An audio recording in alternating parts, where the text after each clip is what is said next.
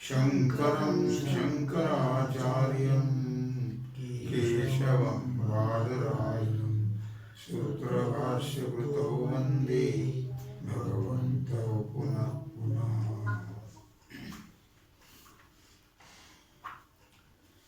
विचार सागर रहस्य तरंग 7वा, हेडिंग 35. जीवाचा ईश्वराशीच म्हणजे ब्रह्माशी अभेद. पाठ क्रमांक 106.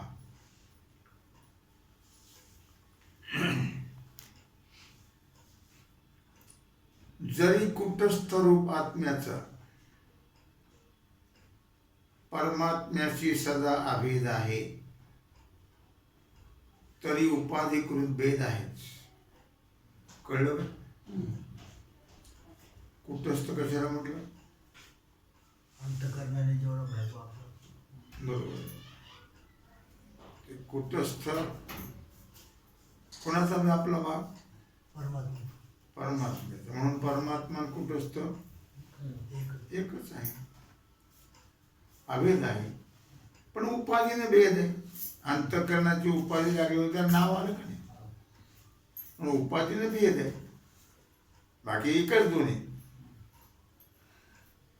त्याबद्दल उपाधीच्या लयाने उपाधिकृत भेदाचाही लय होतो. उपाधी संपली की भेदही संपली. उपाधी आहे तोपर्यंत भेद, उपाधी संपली भेद संपला.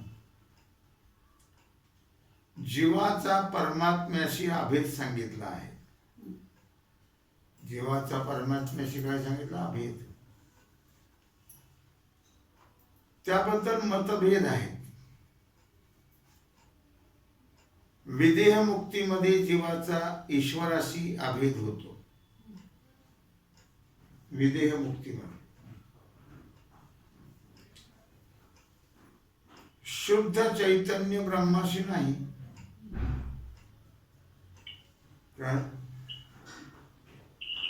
असं शारीरिक भाष्याच्या 4था अध्यायात प्रतिपादन केलेलं आहे. अभेद ईश्वराशी होतो, ब्रह्म चैतन्याशी नाही, शुद्ध चैतन्याशी नाही होत.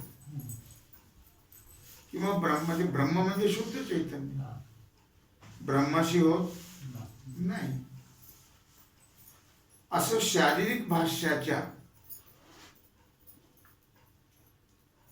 4था अध्यायात प्रतिपादन केलेलं आहे.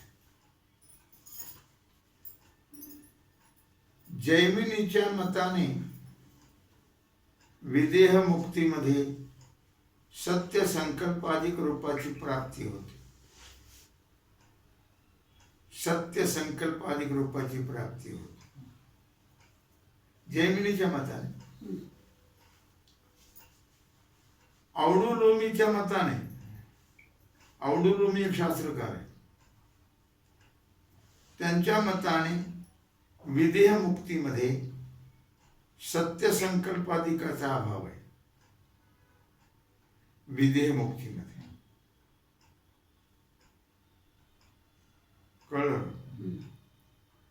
सिद्धांत मतामध्ये विदेह मुक्तीमध्ये, म्हणजे सिद्धांत मतात विदेह मुक्तीमध्ये सत्य संकल्पाधिकांचा भावही संभवनीय आहे आणि अभावही संभवनीय आहे. दोन्ही आहे. त्यात रहस्य आहे की विदेह मुक्तीकाली जीवाचा ईश्वराशी अभेद होतो. जीवाचा ईश्वराशी अभेद होतो. त्यात रहस्य हे आहे की वाढतो असं समजून सत्य संकल्पाधिक विदेह मुक्तीत प्राप्त होतात, म्हणून त्यांचा भाव आहे. कळलं का? अगोदर काय सांगितलं त्याने की विदेह मुक्तीकाली जीवाचा ईश्वराशी अभेद होतो असं समजून सत्य संकल्पाधिक विधेय मुक्तीत प्राप्त होतात. विधेय मुक्तीमध्ये म्हणून त्यांचा भाव आहे. आणि दुसऱ्या दृष्टीने म्हणजे ईश्वर परमार्थ दृष्टीने शुद्ध निर्गुण आहे ईश्वर. म्हणून सत्य संकल्पाधिकांचा अभावही आहे निर्गुणामध्ये. वास्तविक संसार दशेतही जीव शुद्ध निर्गुण आहे हे खरं आहे. परंतु त्या काली जीवाला अविद्येने कर्तृत्व भोक्तृत्व रूप संसार प्रतीत होतो. अविद्येमुळं कळलं का? वास्तविक संसार दशेतही जीव शुद्ध निर्गुणच आहे. त्याला काहीच नाही खरं म्हणजे. पण हे खरं जरी असलं तरी त्या काली जीवाला अविद्येने अज्ञानामुळे तुम्ही करता मी भोगता समजतो तर संसाराची प्रतीती होते कर्तृत्व भोक्तृत्व अज्ञानामुळे. तसं त्याला काहीच नाही. भगवंताचाच अंश म्हटल्यानंतर प्रश्नच नाही. ईश्वराला केव्हाही आत्मस्वरूपाच्या ठिकाणी अथवा अन्यत्र कुठेही संसार प्रतीत होत ईश्वराला होतच नाही. कारण त्याला संसार नाहीच आहे ना. म्हणून तो सदा असंग निर्गुण शुद्ध आहे.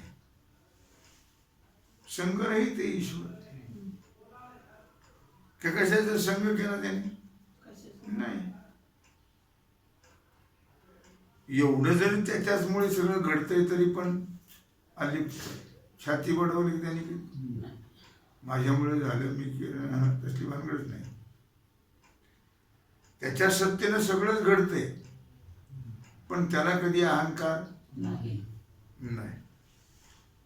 म्हणून तो कसा आहे? असंग संगरहित आहे. निर्गुण आहे. गुणरहित आहे. तो कुठल्याच गुणात बसत नाही. गुणराहित्यम आणि शुद्ध आहे. कसा आहे ईश्वर? शुद्ध. मायेच्या उपाधीमुळे आपण त्याला म्हणतो पण मायेचा त्याचा संबंधच नाही. माया त्याच्या आश्रयावर आहे. त्याला माहित नाही माया. परिचय नाही मायेचा. नाही त्याचा काय परिचय असणार आहे?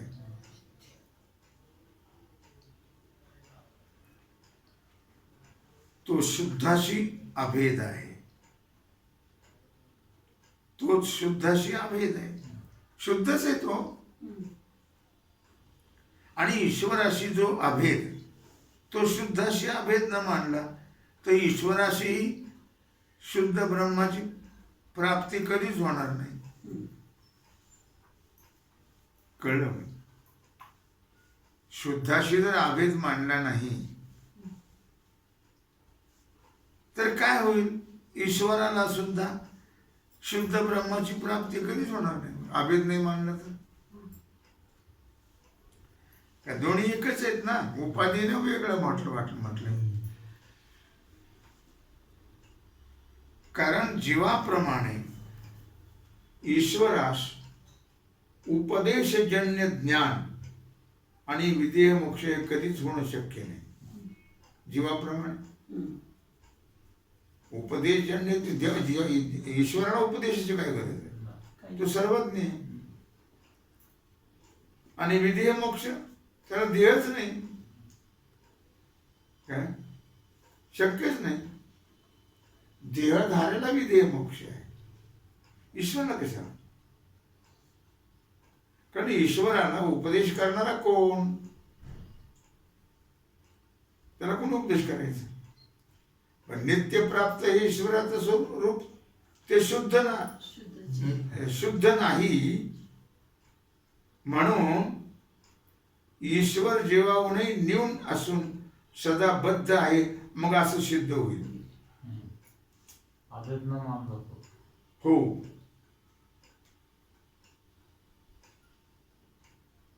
नाही, ईश्वराला उपदेश करणारा कोण?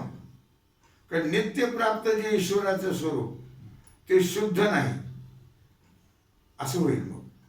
आणि म्हणून ईश्वर जेव्हा होणे कमी होत दर्जाचं असेल ठरेल आणि सदा बद्ध असेल, मग असं सिद्ध होईल. परंतु असं मानणं योग्य नाही.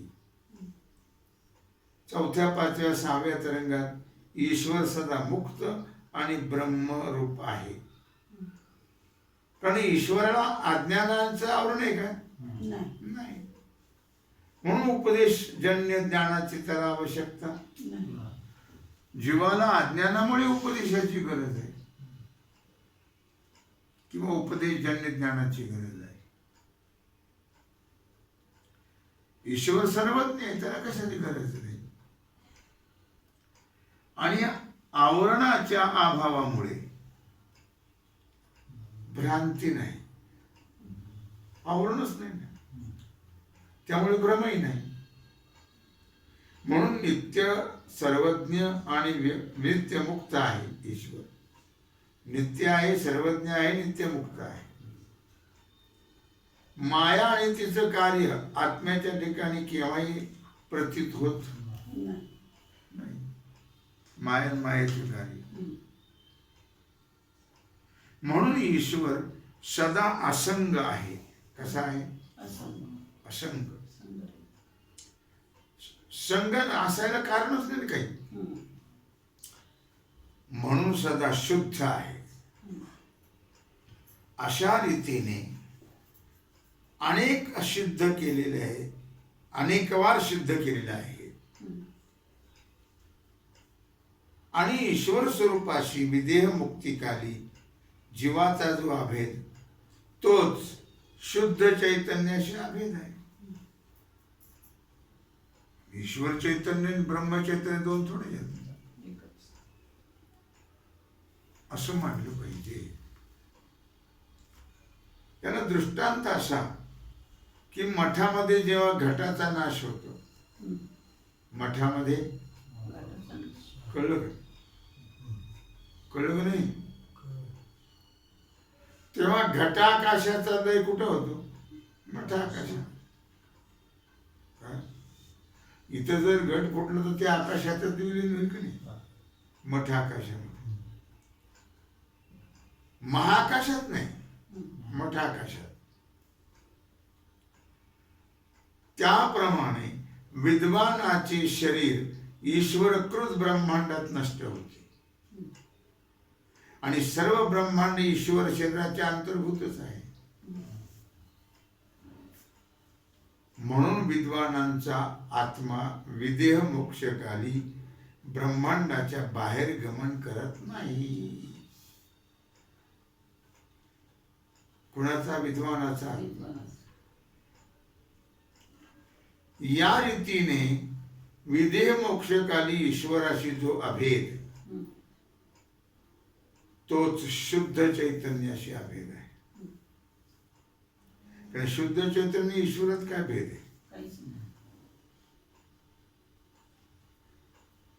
जसा घटाकाशाचा मठाकाशाशी अभेद आहे आणि मठाकाश महाकाश रूपच आहे, म्हणून घट आकाश महाकाश रूपच आहे. तसा विदेह मोक्षकाली जीवाचा ईश्वराशी अभेद होतो आणि तो ईश्वर शुद्ध ब्रह्मच आहे. म्हणून जीवाला विदेह मोक्षकाली शुद्ध ब्रह्माचीच प्राप्ती असं सिद्ध झालं. 36 शेळी. कळलं का? जीव ईश्वर यांच्यात भेद का आहे, भेद का नाही, आणि ईश्वर ब्रह्मामध्ये भेद का आहे, भेद का नाही, दोन्ही गोष्टी सांगितल्या. आता ग्रंथकार निश्चलदासजी यांचा अधिकार. वेदांत शास्त्राचे जे अत्यंत गौप्य सिद्धांत, हीच रत्ने ज्याच्यामध्ये खूप आहेत, असा विचारसागर ग्रंथ पंडित निश्चलदासजीने लिहिलेला आहे. त्यामुळे ती गुप्त रत्ने विवेकी मुमुक्षुला स्पष्ट दिसतील.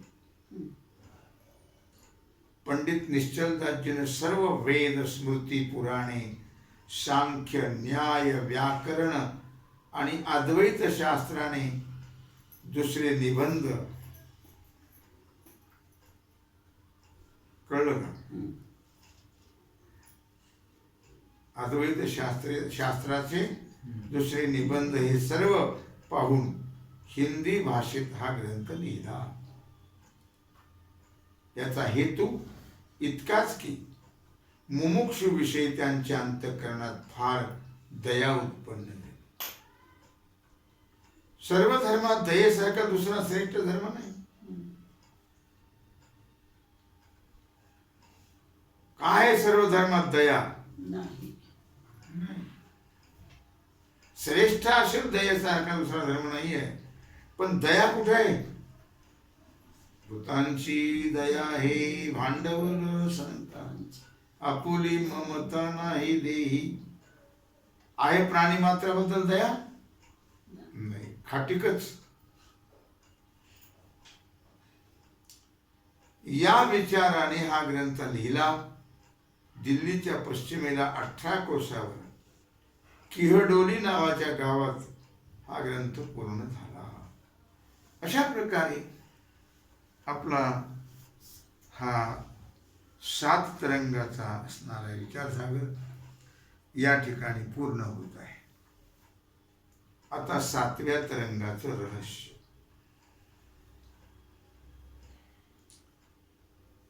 या शेवटच्या तरंगामध्ये जीवनमुक्ती आणि विधेयमुक्ती त्याबद्दल विचार करून विद्येची 18 प्रस्थाने आहेत. प्रस्थानी अद्वैत ब्रह्मतत्व जाणण्याविषयी कशी उपयोगी पडतात याचं सविस्तर वर्णन केलेलं आहे. प्रथम ज्ञात्याच्या व्यवहाराविषयी बराच उहापोह केला आणि जीवनमुक्ती सुखार्थ, बाह्य प्रवृत्ती, शरीर निर्वाहापुरतीच असणं चांगलं हे प्रौढवादात नीट कबूल करून, बरं का, प्रौढवाद म्हणजे उत्कर्ष कबूल करून ज्या अर्थी व्यवहाराविषयी वेदाने विधी केला नाही, त्या अर्थी ज्ञात्याच्या शरीर व्यवहाराविषयी कोणाचाच नियम करता येत नाही. हे सिद्ध केलं.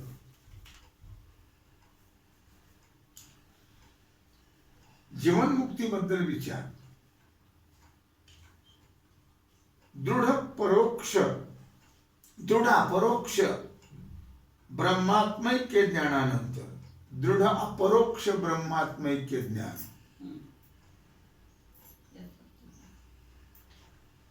त्या ज्ञानानंतर ज्ञात्याचं शरीर राहणं शक्य आहे. ज्ञान झाल्यावर शरीर राहतं आहे की नाही? शक्य आहे की म्हणजे जीवनमुक्ती अवस्था असणे शक्य आहे की नाही याबद्दल ग्रंथकारात बराच मतभेद आहे. काही ग्रंथकाराचं असं म्हणणं आहे की तत्वज्ञानाने जगतोपादान अविद्येचा नाश झाला असता ज्ञात्याच्या शरीराचाही नाश होतो. लगेच पडलं पाहिजे.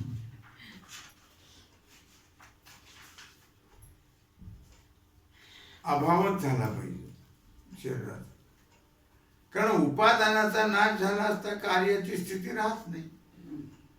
उपादान संपलं तर कार्य कसं राहील? काही ग्रंथकार असं म्हणतात की धनुष्याचा नाश झाला तरी सोडलेल्या बाणाचा वेग राहतोच. धनुष्य तुटलं तरी वेग राहतो बाणाचा. त्याप्रमाणे अविद्येचा नाश झाला तरी विद्वानाच्या शरीराची स्थिती संभवते, शरीर राहते. त्यावर काही आचार्य असं उत्तर देतात की बाणाच्या वेगाने उपादान कारण बाण आहे आणि निमित्त कारण धनुष्य आहे. निमित्त कारण कुलालाचा नाश झाला तरी घटाची स्थिती असते. त्याप्रमाणे धनुष्याचा नाश झाला तरी वेगाची स्थिती संभवते. म्हणून हा दृष्टांत सम्यक नाही, बरोबर नाही. परंतु तत्वज्ञान झालं तरी ज्या अर्थी ज्ञानवानाच्या शरीराची स्थिती असते त्या अर्थी अविद्यारूप उपादानाचा नाश झाला तरी अविद्येचा लेश शिल्लक राहतो, असं म्हटलं पाहिजे. शरीर अविद्येचा लेश आहे. या अविद्येचा लेश 3 प्रकारचा मानतात. एक, लसूण ठेवल्या भांड्यात त्याचा वास राहतोच की नाही शिल्लक, त्याप्रमाणे अविद्येचा संस्कार शिल्लक राहतो, तोच अविद्यालेश.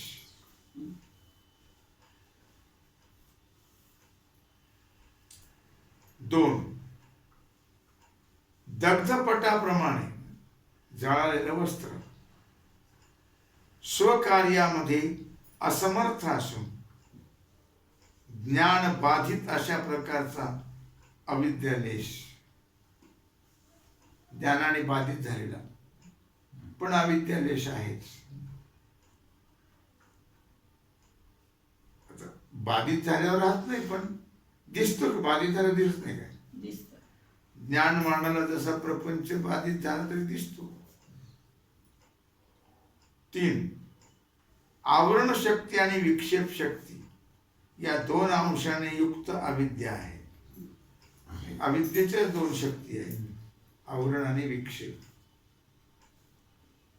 त्यापैकी तत्वज्ञानाने फक्त आवरण शक्ती विशिष्ट अविद्या अंशाचा नाश होतो आणि प्रारब्ध कर्म प्रतिबंधाने विक्षेप शक्ती विशिष्ट अविद्या अंशाचा नाश होत नाही. म्हणून तत्वज्ञानानंतरही देहादी विक्षेपाचा उपादान अविद्यांश शेष राहतो. देहा अविद्यांश हा एक प्रकारचा अविद्यालेश. काही ग्रंथकारांच्या मताप्रमाणे विदेह मुक्ती ही एकच मुक्ती आहे. जीवनमुक्ती ही मुक्तीच नाही. तत्वज्ञानोत्तर तत्वज्ञान झाल्यानंतर ज्ञात्याच्या शरीराची प्रतीती होणार नाही. जीवनमुक्ती प्रतिपादक व श्रुतिवाक्य ही श्रवण विधीच्या स्तुत्यर्थ अर्थवादात्मक आहेत.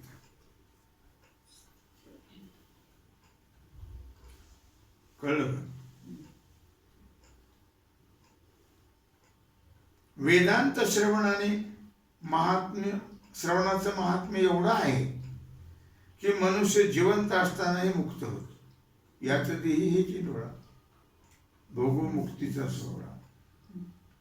या रीतीने वेदांत श्रवणाच्या स्तुतीत श्रुती स्मृती वाक्याचं तात्पर्य आहे. वेदांत श्रवणाच्या स्तुतीमध्ये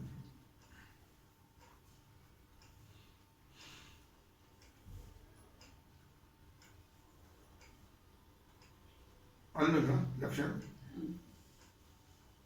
जीवनमुक्ती वचनावरूनही देहादिकांचा प्रतिभास संभवत नाही.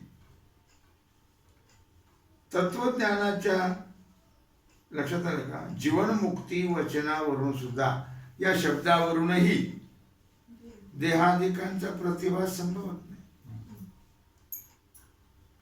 तत्वज्ञानाच्या उत्तर क्षणीच देहपात होऊन जीवनमुक्ती प्राप्त होते असं मानणारे ग्रंथकारांचे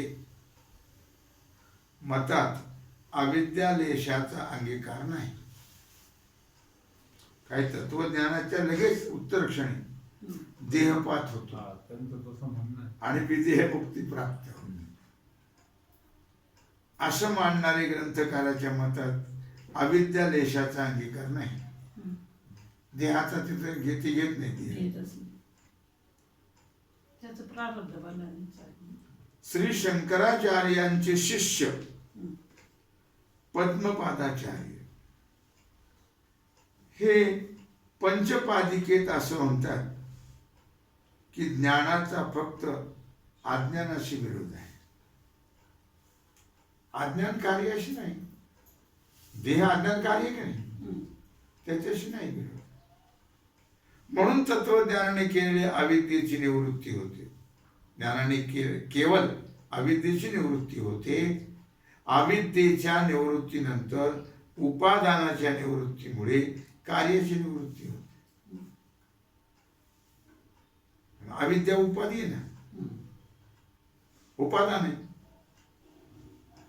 आणि मग कार्य त्याची निवृत्ती होते. अविद्या गेली की कार्य बी गेलं. परंतु देहादी कार्याच्या निवृत्तीमध्ये प्रारब्ध कर्म प्रतिबंधक आहे. प्रारब्ध आहे तोपर्यंत हे राहतो. म्हणून अविद्यालेश राहतो. कळलं? प्रारब्ध आहे तोपर्यंत शरीर राहतं आणि शरीर हे अविद्यालेश आहे. जीवनमुक्ताचं वर्णन करते वेळी समन्वय अधिकरणामध्ये अशरीर वाव संतम न प्रिया प्रिये स्पृशतः छांदोग्याच्या 8व्या परिपाठामध्ये 12व्या अध्यायाचा पहिला श्लोक आहे. या श्रुतीचं व्याख्यान करताना भाष्यकारांनी पूर्व पक्षाची शंका अशी घेतली आहे की शरीरे पतिते शरीरत्यम शरीरत्वम स्यात् न जीवतः. याचा अर्थ शरीर प्रापातानंतर शरीरत्व येते, अशरीरत्व येते, शरीर राहत नाही. जिवंत असताना अशरीरत्व नाही. या शंकेचे उत्तर सांगताना शरीरत्व मिथ्याज्ञान निमित्तत्वात् न आत्मनः शरीरात्माभिमान लक्षणम मिथ्याज्ञानम मुक्त्वान्यतः शरीर सशरीरत्वम शक्यम कल्पयितुम. याचा अर्थ असा आहे किंवा आत्म्याला सशरीरत्व मिथ्या ज्ञानामुळे आहे. सशरीरत्व आत्म्याला शरीर अभिमान लक्षण जे मिथ्या ज्ञान, शरीरात्मा अभिमान लक्षण जे मिथ्या ज्ञान, त्याचा त्याग केला असता सशरीरत्व असणं शक्य नाही. शरीर राहत नाही मग त्यांचं म्हणणं आहे. या श्रुतीचं बरेच व्याख्यान करून शेवटी भाष्यकार म्हणतात अस्मन मिथ्या प्रत्ययने तस्मान मिथ्या प्रत्यय नित्यत्वात् सशरीरत्वस्य सिद्धम जीवतोपि विदुषो शरीरत्वम. याचा अर्थ असा किंवा याकरिता मिथ्या ज्ञान निमित्तच सशरीरत्व आहे. मिथ्या ज्ञानाच्या निमित्ताने म्हणजे शरीर आहे. मिथ्या ज्ञानामुळे अज्ञानामुळे असं म्हणायचं. शरीरत्व आहे म्हणून विद्वानाला जिवंत असताना अशरीरत्व सिद्ध आहे. विद्वानाला. व त्याचप्रमाणे ब्रह्मवेत्याशी विषयी तद्यथाही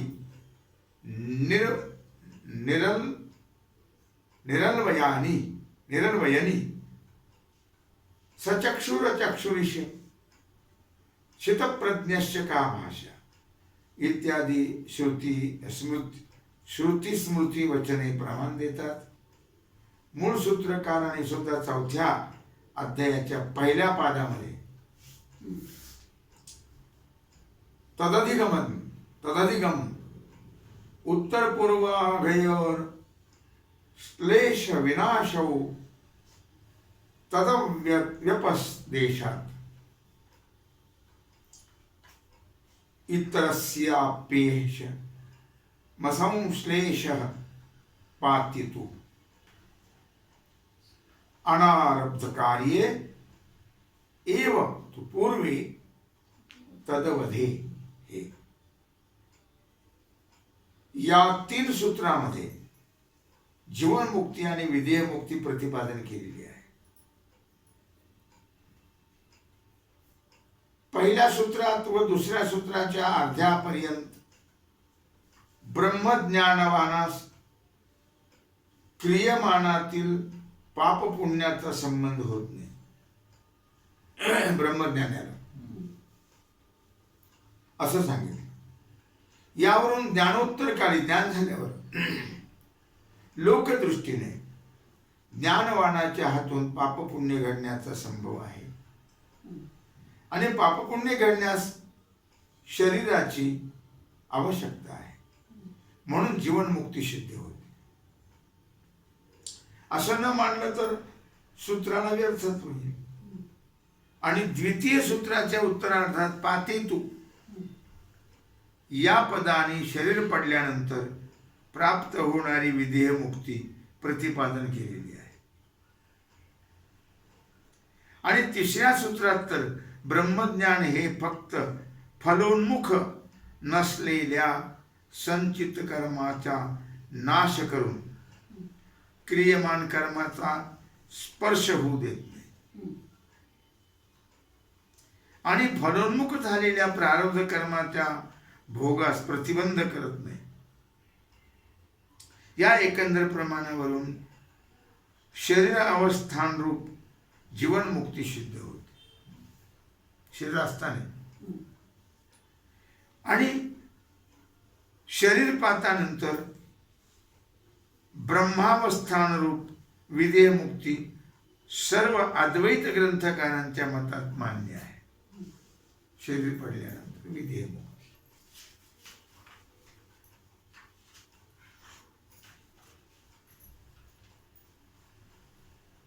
संस्कृत ग्रंथकाराची मते वर सांगितली.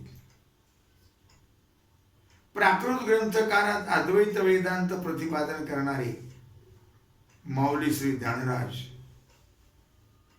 तत्वज्ञानाचं वर्णन करत आहे. जाणीव जेथ न रिघे विचार मागुता पाऊली निघे तर्को आयनी नेघे अंगी दयाच्या. अर्जुना तया नाव ज्ञान एर प्रपंच हे विज्ञान ते तर सत्य बुद्धी ते अज्ञान हेही जाण. आता अज्ञान अवघे हरपे विज्ञान निशेष करपे आणि ज्ञान ते स्वरूपे होऊन जाईल. याचा अर्थ ज्या परमात्म स्वरूपाच्या ठिकाणी बुद्धीचा शिरकाव होत नाही. विचार तर मागच्या माग पाऊलीच परत निघून जातो आणि तर्काचा तर स्पर्शच होत नाही.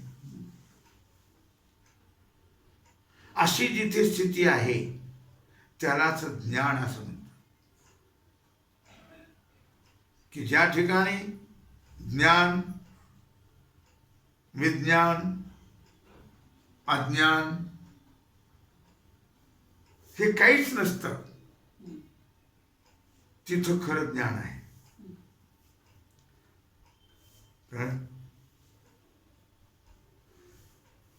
पण हे सगळं मानणं म्हणजे अज्ञान. आज्ञा. आता तत्वज्ञान ज्ञानोदय झाला तर प्रपंचाच्या ठिकाणी सत्य तो बुद्धी हेच अज्ञान. तत्वज्ञान झाल्यावर जरी प्रपंच सत्य वाटत असेल तर ते काय आहे? आज्ञान. अज्ञान आहे. हे मात्र समूळ नष्ट होईल आणि विज्ञानरूप जो प्रपंच तो जळालेल्या पडद्याप्रमाणे शिल्लक राहील. आणि श्री ज्ञानेश्वर महाराजांच्या व्याख्यानावरून ही अविद्येचा नाश म्हणजे फक्त सत्यत्व बुद्धीचा नाश होणं म्हणजे अविद्या गेली. सत्यपणा गेला की खरेपणा गेला की अविद्या गेली. आणि भर्जित बीजाप्रमाणे ज्ञात्याला प्रपंच प्रतीत होतो असं स्पष्ट होतं. अशा स्थितीसच जीवनमुक्ती म्हणतात. भर्जित बीजाप्रमाणे हा काय भाजलेले. भाजलेलं बी उगवत नाही उगवत. या स्थितीला जीवनमुक्ती म्हणतात. त्याचप्रमाणे इतर साधू संतांनी सुद्धा जीवनमुक्ती प्रतिपादन केलेली आहे. तो विचार आणि आजची सेवा भगवत चरणी समर्पित करून राहिलेला जो सेवेचा भाग आहे तो आपण उद्या पाहू. पुंडलिक वरदे हर विठ्ठल श्री ज्ञानदेव तुकाराम पंढरीनाथ